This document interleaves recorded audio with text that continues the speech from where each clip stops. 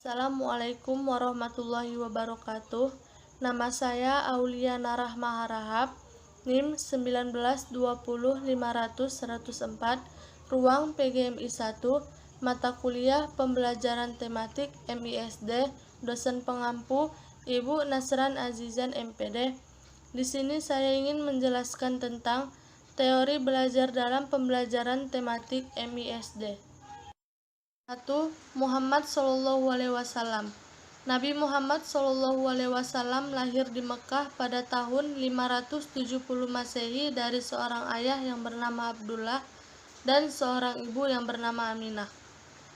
Beliau wafat di Madinah, Arab Saudi pada tahun 632 Masehi. Muhammad Shallallahu Alaihi Wasallam adalah seorang nabi ataupun rasul yang diyakini oleh kaum muslim. Beliau juga sebagai panutan bagi semua manusia. Lahirnya Muhammad SAW membawa dampak besar atas perkembangan perilaku manusia yang dahulunya berada pada zaman jahiliyah, atas perilaku manusia yang tidak mengerti letak suatu kebenaran dan kesalahan. Dan saat ini berkembangnya zaman melalui pendidikan yang diajarkan, beliau berdampak positif bagi kemajuan agama dan negara. Beliau bukan hanya memberi contoh, tetapi beliau selalu menjadi contoh bagi semua manusia Buddha. Strategi pembelajaran yang dicontohkan Muhammad SAW yaitu 1. Metode keteladanan dan akhlak mulia. 2. Metode pembelajaran secara bertahap. 3. Metode pembelajaran dengan memperhatikan situasi dan kondisi peserta didik. 4. Metode tamsil. 5. Metode isyarat. 6. Metode diskusi. 7. Metode partisipatoris atau proses sosialisasi berfokus pada penanaman kebiasaan adat istiadat dan norma tanpa terpaksa. 8. Metode tanya jawab.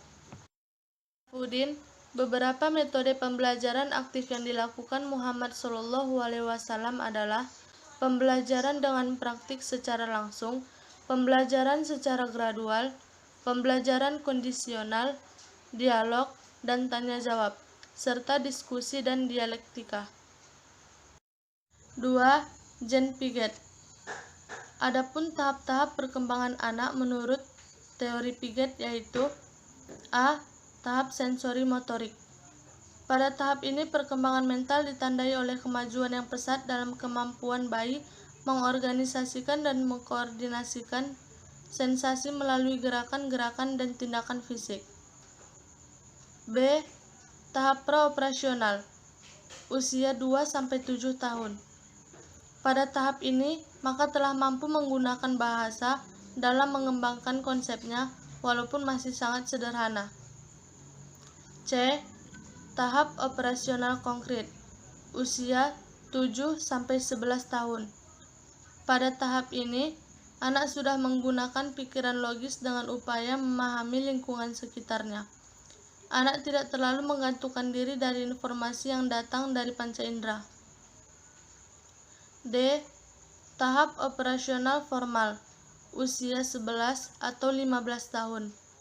Pada tahap ini, anak sudah mampu berpikir abstrak, yaitu berpikir mengenai gagasan.